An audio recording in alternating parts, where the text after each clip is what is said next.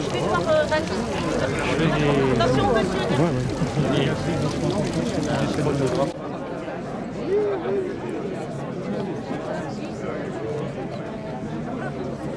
Le nouveau schéma national du maintien de l'ordre.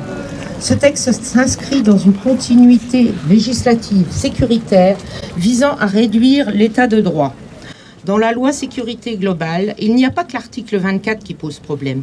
Les autres articles 20, 21, 22 posent les jalons d'une politique répressive à l'égard des journalistes, mais aussi des citoyens, des vidéastes amateurs et toute profession d'image.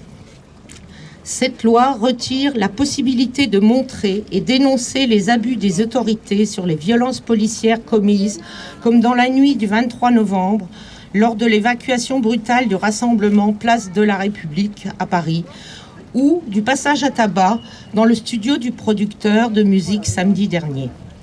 La stratégie d'intimidation employée est devenue une doctrine à part entière qui menace les missions d'information que poursuivent les journalistes ou les observateurs des libertés.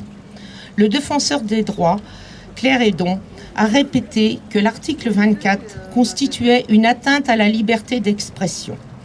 Cette dernière épingle également l'article 22 qui autoriserait la surveillance des manifestations par drone, cette technologie particulièrement intrusive et susceptible de porter atteinte aux libertés individuelles et au droit de manifester.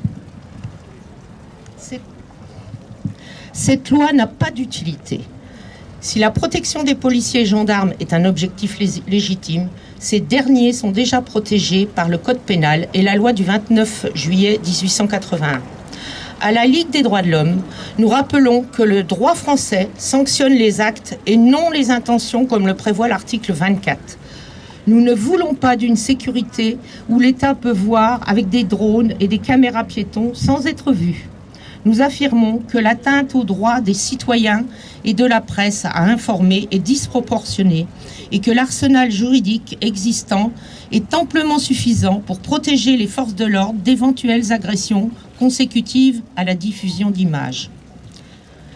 Je terminerai en citant le président de la Commission nationale consultative des droits de l'homme. Je vous signale que c'est l'instance que Monsieur le Premier ministre devait consulter pour revoir l'article 24. Donc je cite le président.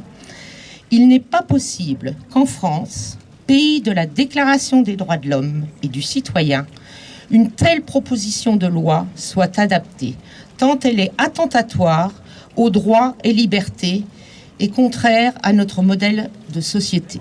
Je vous remercie.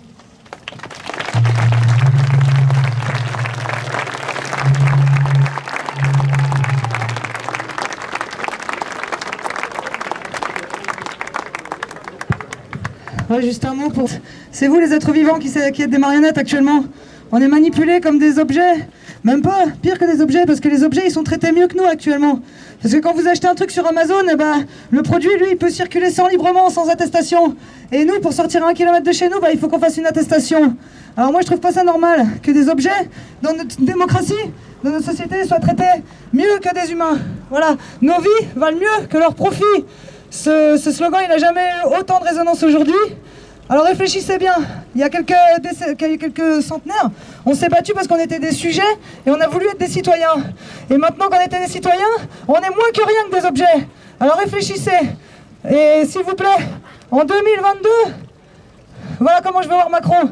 Allez, bisous.